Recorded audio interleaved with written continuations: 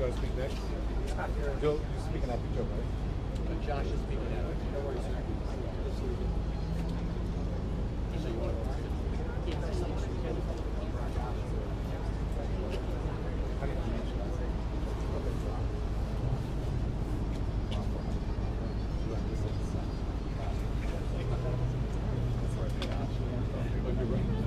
Good morning. We're about to get started and brief you on the events as we know them that happened this morning.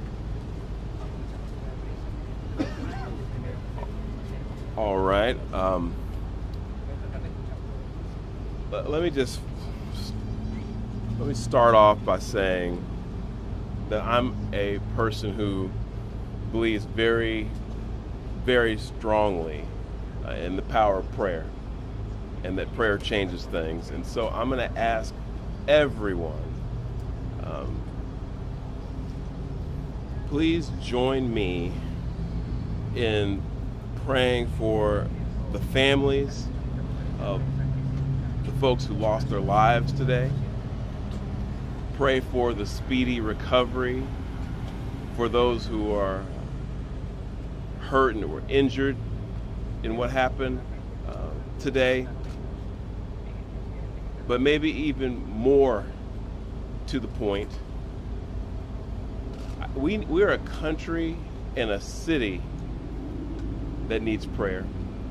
So I'm going to ask you all to join me also in praying for this city, that we can come together at a time like this, and that we can be there for one another the way we always have in times like this, to support one another, help us all get through this very difficult time, not just in our city, but in our country. And that's why I'd ask you to pray for our nation. There's a lot going on right now in our country. A lot of it's confusing. It's a scary time. I've got children. I've got 3 young children. And I'm here to tell you that it is challenging to explain to them what's going on in our country right now. But I said before, and I'll say it again, I believe in the power of prayer to change things. And it can change the hearts of people. It can change this country. It can change this city. So please pray for everyone who's affected by today's tragedy. I also want to say thank you to the Dallas Police Department, and say thank you to the Dallas Sheriff's Department, Dallas County Sheriff's Department, Texas Department of Public Safety, and all of our various federal law enforcement partners who acted so quickly today to make sure that today's tragedy wasn't worse than what it was. So on behalf of the city of Dallas, I want to say thank you to all of you. And you're going to hear from some of those folks later, but I want to let you know that we appreciate what you all do, not just today, but every day, to help keep us all safe. And lastly, and this is really important, I would ask all of the city of Dallas residents who can hear me right now, let's be patient, let's remain calm, and let's let our law enforcement partners, our police department, do their job. This is an active investigation. There's still a lot of unanswered questions. And I want to encourage all of you to exercise a little bit of restraint and allow them to do their job to help make sure this continues to be a safe city, and that they can help us figure out what happened here today. But with that, I want to say, again, thank you to all the folks who came out this morning from our law enforcement community. I'll turn it over to our police chief, Daniel Como, to speak a little bit more directly to the investigation itself. And with that, Chief Como, thank you. Thank you, Mayor. Today at approximately 6:40 a.m., we received a assist the officer call. We responded to the call, got to the scene, and we later learned that we had 4 individuals that were shot, 2 of them deceased, including the shooter. The DPD was able to locate the shooter, who was deceased. We're going to be working this investigation shoulder to shoulder with our federal partners. The FBI is on scene, and right now I'm going to introduce you to the SAC of the Dallas Field Division, FBI Joe Rumrock. Yeah, good morning. My name's Joe Rothrock. I'm the special agent in charge of the Dallas FBI Field Office. I want to first start by thanking our partners in local law enforcement, specifically the Dallas Police Department, for their quick and timely response. I can confirm at this time that the FBI is investigating this incident as an act of targeted violence. It is unfortunately just the most recent example we've seen of targeted violence, to include here in North Texas, where back on July 4th, we saw a coordinated attack carried out against an immigration detention center in Alvarado, Texas. What I can also share with you is that early evidence that we've seen from rounds that were found near the suspected shooter contain messages that are anti-ICE in nature. Again, this is just the most recent example of this type of attack. This will be a whole of government response.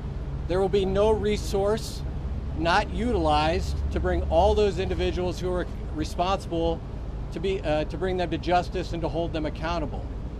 While we're not releasing identities of any victims at this time, what I can confirm for you is no members of law enforcement were hurt during this attack. If any member of the public has information that would help the FBI's investigation, I would ask that you please report that to 1-800-CALL-FBI. Again, any piece of information will be helpful, but this will be an ongoing investigation between us, a number of federal partners, and our local partners, again, to ensure that anyone responsible is held accountable. With that, I will turn it over to my counterpart from the ICE Enforcement and Removal Office. Good morning.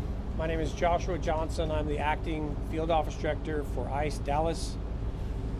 I'll be brief with my comments, but I do want to start off by saying thank you to the Dallas Police Department, Dallas FBI, HSI, CBP, ATF, and virtually every law enforcement officer in North Texas for your support. This is the second time I've had to stand in front of you and talk about a shooter at one of my facilities, and I think that the takeaway from all of this is that the rhetoric has to stop. There are people out there who are seeing what is being placed online, and they're coming and they're doing acts of violence against ICE employees. So that's kind of all I have for today, is that it's just got to stop. It's dangerous, and people are losing their lives. Thank you. Thank you all so much for coming. We really appreciate it. Again, thank you all so much. As it was said here today, if you do have any information, reach out to 1-800-CALL-FBI. Thank you. Thank you. This needs to stop. Violence is wrong. Politically motivated violence is wrong. It was 2 weeks ago today that we saw a political assassination in Utah that tore the heart out of much of this country. This is the third shooting in Texas directed at ICE or CBP. This must stop. To every politician who is using rhetoric demonizing ICE and demonizing CBP, stop.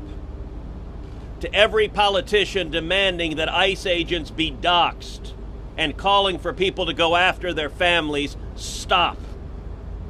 This has very real consequences. Look, in America, we disagree, that's fine, that's the democratic process. But your political opponents are not Nazis. We need to learn to work together without demonizing each other, without attacking each other. And I want to say thank you. I want to say thank you to the brave men and women of law enforcement. I want to say thank you to the brave men and women of ICE and CBP and everyone who puts their lives on the line to keep us safe. The divisive rhetoric tragically has real consequences. I hope that every one of us will pray, number one, for the safety of law enforcement that are risking their lives to keep us safe. Number two, for the health of those who were shot and injured today. We still don't know the full details of who was injured, but for the families also of the victims of this shooting. Violence has no place. It is wrong. And we should come together. If we want to have a debate about immigration policies, we can do so in the halls of Congress without demonizing each other, and especially without demonizing the men and women who every day put on a badge and go risk their lives to keep us safe. And we should not be putting language out there that inspires madmen to commit evil crimes. Our prayers are with the men and women of law enforcement, and we ought to come together and have some decency across the political aisle to say this violence is wrong and it needs to stop. Senator, have you been told that immigrant detainees were the victims of today's shooting? My understanding is the details of who the victims are still being ascertained, so I don't want to go ahead of law enforcement releasing these details. What they have said is that no law enforcement was injured, and so that's a natural inference, but I don't know the details. Special Agent, can you talk a little bit about some of the evidence you mentioned earlier? Just for clarity, I think there's going to be a lot of questions. Our understanding is that some of the shell casings had specific writing that was relevant to the voting. Give us more information. So I'm not going to go into any more details at this time. We will come back to you when we have more details to share.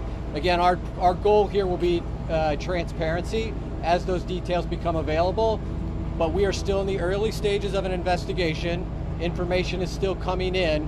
When we have more details, we will come back to this group. And just clarity as well on the victims. I mean, I think it's a question that people are asking. Can we just get clarity to make sure we're reporting and transparency to the victims? I'm not going to be identifying victims at this time. The only thing I will confirm at this time is no law enforcement was injured. Certainly you can respect law enforcement's need to make notifications. Why are we not saying that they were the detainees that were shot? At this point in time, we're not going to take any additional questions from law enforcement. Again, I'd ask for you to respect the fact that this is an ongoing investigation, and as more details come available. We're not asking for the names of the victims. I understand. We're just trying to get a general sense I will- if the victims are the detainees. The only thing I can say right now is no law enforcement was injured this morning as part of the attack. I won't be taking any more questions, neither will law enforcement this time. We'll come back to you later today or in the coming days when we have additional information. Thank you for your time. Thank you a lot.